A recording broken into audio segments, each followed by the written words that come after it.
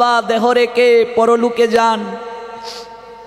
দুঃখিনী মা কত কষ্ট করে সন্তানকে অষ্টম শ্রেণী পর্যন্ত পড়াশোনা করালেন।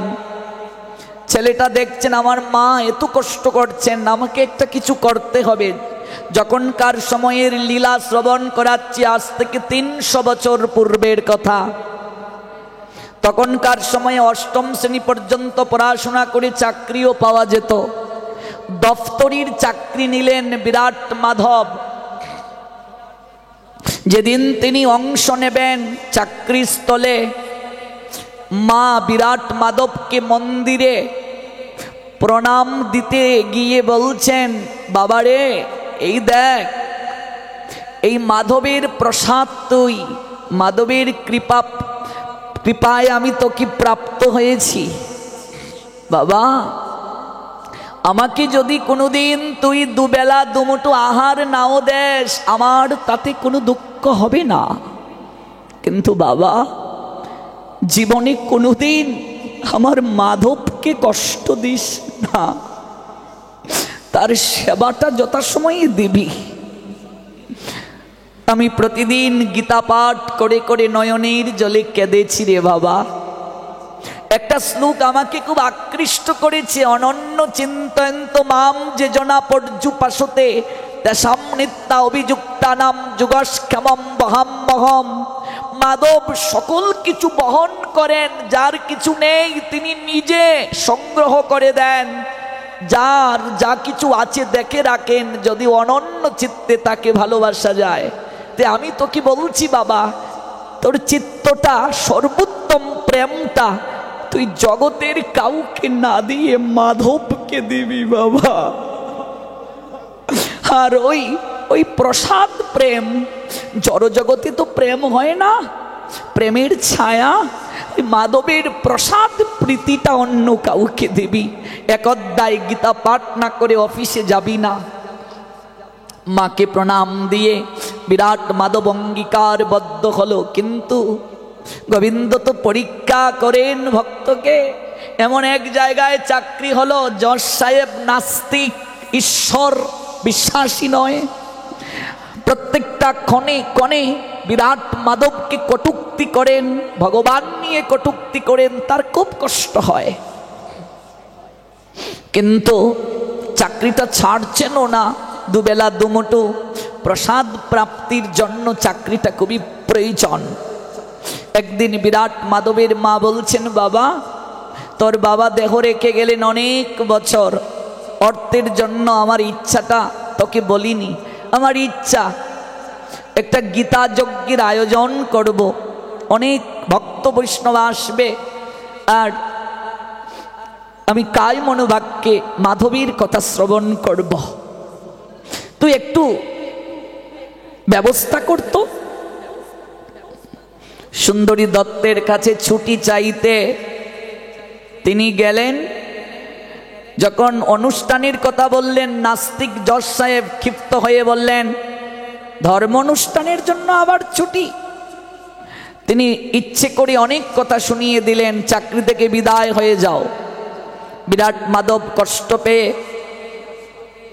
মাকে বললেন না, বাবুজির কাছ থেকে কষ্ট পেলেন বটে, তিনি বললেন মা আয়োজন করো। অফিসেও গেলেন না, আয়োজন হলো 3 দিন গীতা যজ্ঞের। কত ভক্ত বৈষ্ণব এলেন, আড়ম্বরে গীতার কথা ভাগবতীর কথা আস্বাদন হলো, দক্ষিণা দিয়ে সবাইকে বিদায় দিলেন। নয়নের জলে ভক্ত সঙ্গ থেকে বঞ্চিত হয়ে মার ছেলে একে অপরকে প্রেমালিঙ্গন দিয়ে কান্না করছে, আর বলছে মা একটা ভয় আমার কাজ করছে। কিসের ভয় রে বাবা? আমি বাবুজির কাছ থেকে ছুটি পাইনি, বাবুজি নাস্তিক প্রকৃতির, তোমায় বলিনি এতদিন, সেই ঈশ্বরে বিশ্বাসী নয়। ছুটি চেয়েছিলাম, তিনি দেননি, তুমি কষ্ট পাবে তাই আমি চাকরিস্থলে যাইনি, কিন্তু আমার চাকরিটা থাকবে তো। মা বলছেন বাবা তুই ভগবানকে এত ভালোবাসিস, আর তুই ভগবানের জন্যই তো গেলে না, যা মাধব যদি চান তবে কি না হয়। বিরাট মাধব চাকরিস্থলের দিকে যাত্রা করলেন। সুন্দরী দত্ত জজ সাহেব, যার অধীনে তিনি চাকরি করেন, গিয়ে দেখছেন সুন্দরী দত্ত জজ সাহেব একটা হেলান চেয়ারে বসে ধুল কাটছেন। বিরাট মাধব মনে মনে ভাবছেন, বাবুজির কাছে গিয়ে মার্জনা চাইব, আমি যে চাকরিস্থলে আসিনি, চাকরিটা যেন আমার থাকে, খুবই প্রয়োজন, অন্তত মায়ের জন্য, মাধবের জন্য। কিরে বিরাট, আজ্ঞে বাবু, আমার জন্য এক গ্লাস জল নিয়ে আয়। এক গ্লাস জল হাতে নিয়ে বিরাট মাধব জজ সাহেবের পাশে গিয়ে দাঁড়ালো। বাবু, আমার চাকরিটা থাকবে? কেন রে, চাকরি থাকবে না কেন? আমি যে 3 দিন অফিসে আসিনি। বাবু, আমার ছুটিটা খুবই প্রয়োজন ছিল, আমার বাবার উদ্দেশ্যে, আমার মায়ের ইচ্ছে সম্পাদন করার জন্য যজ্ঞটা ছিল। বাবু, আমার চাকরিটা থেকে আপনি আমায় বর্জন করবেন না। আমি 3 দিন আসিনি বাবু। তুই আসিসনি? কি বলছিস রে বিরাট, তুই তো 3 দিন চাকরিস্থলে এসেছিস, কি বলছিস তুই আসিসনি? জানিস বিরাট, এই 3 দিন আমি তোর দিকে এমন করে তাকিয়েছিলাম, তোর চাকরি জীবনে তোকে এত সুন্দর দেখায়নি রে। শরীর থেকে যেন একটা দিব্য জ্যোতি নির্গত হচ্ছিল। তোর দিকে তাকিয়ে আমার সমগ্র ইন্দ্রিয় মন যেন শীতল হয়ে গিয়েছিল।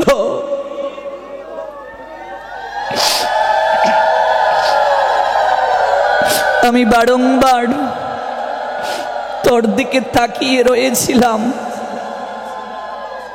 আমার মনে হচ্ছিল তুই আমার কত কালের চেনা, কতদিন যেন এমন কাউকে দেখার জন্য আমি অপেক্ষা করেছিলাম।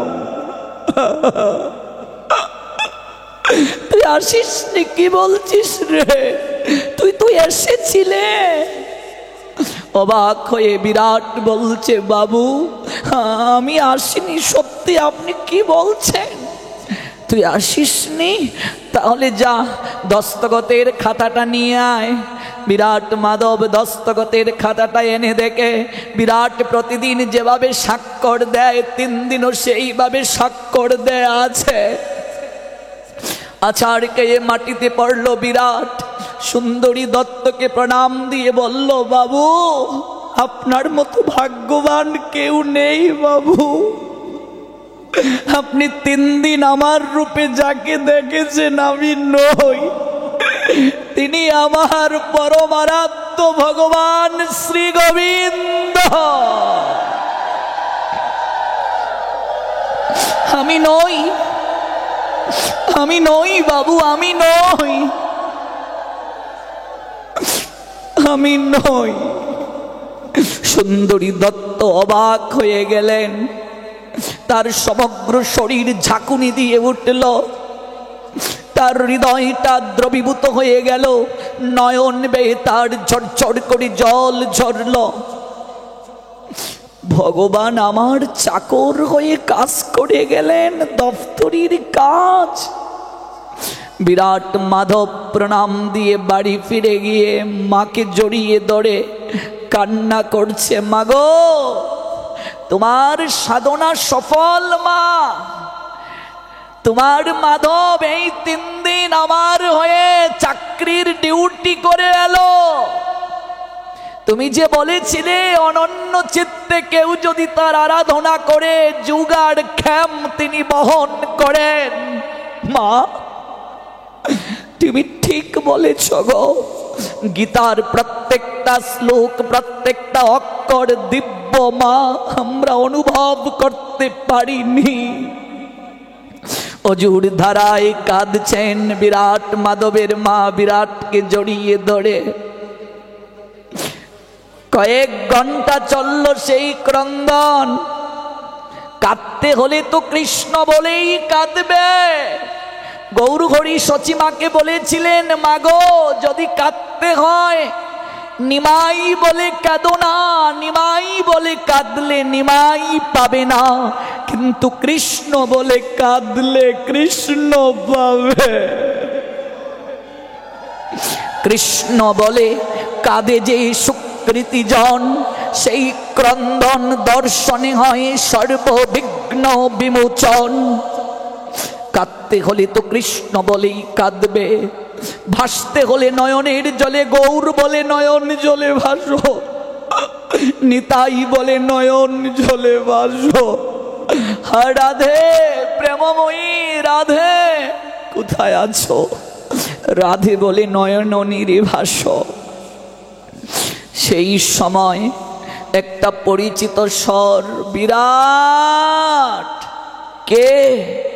বিরাট মাথাটা তুলে চক্ষু মেলে তাকিয়ে দেখলেন তার যশ সাহেব সুন্দরী দত্ত। পরনে পরনে দামি বস্ত্র আর নেই, পাঞ্জাবি নেই, দামি শাল নেই, ধুতি আর গলবস্ত্র পরিধান করা। বাবু আপনার এই বেশ? বিরাট রে, আমি এই কয়েক ঘন্টা অজুর ধারায় কেবল কেঁদেছি রে বাবা। এই জজ সাহেবের চেয়ার আমাকে অহংকারী করে তুলেছিল, কিন্তু আমার সৌভাগ্য ছিল তোর মতো কৃষ্ণ ভক্ত আমার অধীনে চাকরি নিয়েছিল। আমি প্রতিদিন বৈষ্ণব দর্শন করে হয়তো এই কৃপা লাভ করেছি। আমরা সবাই মাধবের চাকর রে বিরাট, অথচ একটা দিনও তার একটা ডিউটি পালন করতে পারিনি। জীবনের বেলা যে চলে গেছে রে বাবা, তাই বাকিটা জীবন আমি সকল কিছু জলাঞ্জলি দিয়ে এই ধুতি আর গলবস্ত্র আমি পরিধান করে তোর কাছে ফিরে এলাম। তুই আমায় কৃষ্ণ প্রেম ধন দান কর, আমায় একটু ভক্তি দান কর। আমি বড় গরিব, আমি বড় কাঙ্গাল, আমার মতো অভাবী কেউ নেই রে। আমার এই জীবনে কৃষ্ণ ভজন হলো না। বিরাট মাধবের অহৈতুকী কৃপায় শুদ্ধ ভক্তের সান্নিধ্যে নাস্তিক সুন্দরী দত্তের চিত্তে অহৈতুকী প্রেম জাগলো। এটি কোনো বানানো গল্প নয়, দিনাজপুরের ইতিবৃত্ত কেদারনাথ দত্ত এই অহৈতুকী লীলা সম্পাদন করলেন, লিপিবদ্ধ করলেন। আমরা অভাবী শ্রীমান মহাপ্রভুর ভাষায় কৃষ্ণ প্রেম ধন বিনা ব্যর্থ দরিদ্র জীবন। তাই অন্তত সংসারের মুহে আবদ্ধ আমরা তো অনবরত হচ্ছি, অন্তত এই মুহে আবদ্ধ হয়েও যদি সাধু চরণে মহৎ চরণে গৌর গোবিন্দের চরণে শরণাগতি ভাব থাকে, ওই মোহ জাল এত দৃঢ়ভাবে আমাদের আটকাতে পারবে না, বন্ধন করতে পারবে না। এই 24 ঘন্টা সময়ের মাঝে কিছুটা সময় রাখতে হবে মহৎ সান্নিধ্যের জন্য, গীতা ভাগবতের সাহচর্যের জন্য। মা দেখবে জীবন ধন্য হবে, দায়িত্ব শেষ হবে না রে মা। মরার আগেও দায়িত্ব শেষ হবে না, কর্তব্য শেষ হবে না। তাই এক হাতে ঈশ্বরকে ধরে রাখো, আরেক হাতে কার্য করো। বানরের বাচ্চা দেখেছ মাকে কেমন করে জড়িয়ে ধরে, মা এক গাছের ডাল থেকে আরেক গাছের ডালে লাফ দেয়, বানরের বাচ্চা পড়ে যায় না, কারণ সে মাকে জড়িয়ে ধরে। সংসারে থাকো কিন্তু গোবিন্দকে এমন করে আঁকড়ে ধরো, গীতাকে ভাগবতকে এমন ভাবে আঁকড়ে ধরো। শেষ করব কেবল একটা অনুরোধ রেখে, আর আবার যদি কোনোদিন সুযোগ হয় এই মন্দিরে আমরা বিস্তৃতভাবে জানব। ওমা জলের মাঝে নৌকা থাকে, নৌকার ধর্ম কি? জলে ভেসে থাকা। নৌকায় যদি জল ঢুকে যায় তাহলেই নৌকা জলে ডুবে যায়। সংসারে থাকো সংসারটাকে এত ভেতরে প্রবেশ করাইও না। যদি করো তাহলে সংসার সমুদ্রে ডুবে যাবে। প্রশ্ন আসতে পারে, জলে নৌকা থাকলে তো নৌকায় জল ঢুকবেই, এজন্য দেখবে সেচের ব্যবস্থা আছে। নৌকায় জল ঢুকলে জলটাকে সেচ দিয়ে বাহিরে ফেলা হয়। সংসারে থাকলে মায়ার জল ভেতরে ঢুকবেই। তাই সাধু সঙ্গ হচ্ছে সেচের ব্যবস্থা। সাধু সঙ্গ, মহতের সঙ্গ, সেচের ব্যবস্থা। সাধু সঙ্গে যাও, সেচ দিয়ে আসো, মায়ার জল নিষ্কাশন করে আসো। একটু একটু করে যদি নৌকায় জল ঢুকতে থাকে, সেচ যদি না দেয়, নাক বরাবর হয়ে গেল নৌকায় জল, ওই নৌকাকে আর ডুবন্ত অবস্থা থেকে রক্ষা করা যেমন যায় না, সারাটা জীবন মায়া রসে মগ্ন হয়ে রত অচল হয়ে যদি কেউ সাধু সঙ্গে সেচ দিতে আসে, তার দেহতরীকে ভবসাগরে ডুবা থেকে বাঁচানো যায় না। আজকের এই মাতৃ সেবা যে সঙ্গ মমতাময়ী মায়েরা, তারা কৃপা করে আমাদের এই অহৈতুকী কৃষ্ণ তত্ত্ব সুধামৃত আস্বাদনের সুযোগ দিয়েছেন, তাদের চরণে আমি অভাজন অধম সন্তান আবারও প্রণাম জানাচ্ছি।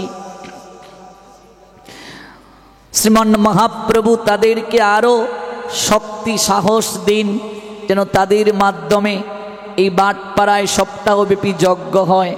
সবাইকে আমন্ত্রণ। ভগীরথপুর ঠিক রাত 7:30 ঘটিকায় থেকে শুরু হবে পাঠ কীর্তন, 8টা থেকে পাঠ হবে। আপনারা আমন্ত্রিত।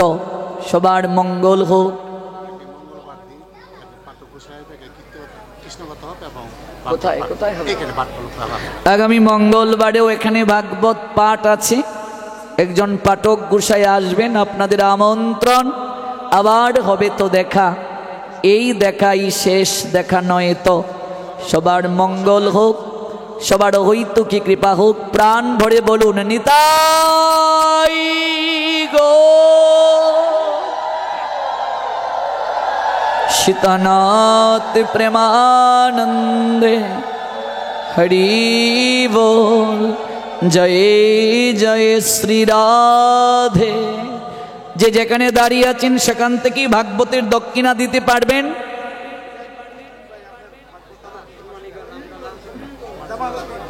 ভালো আছে। আমি আপনার মায়ের কিচ্ছাটা বলছি, সমস্ত দিন গানে যায় না, আপনি বাক্য শোনান লাগে, ভালো লাগলো। ঠিক আছে, অনেক দোয়া রইল। সমস্ত দিন গানে যায় না, আপনি বাক্য শোনার জন্য আমার মান তুলে দোয়া করি। ঠিক আছে।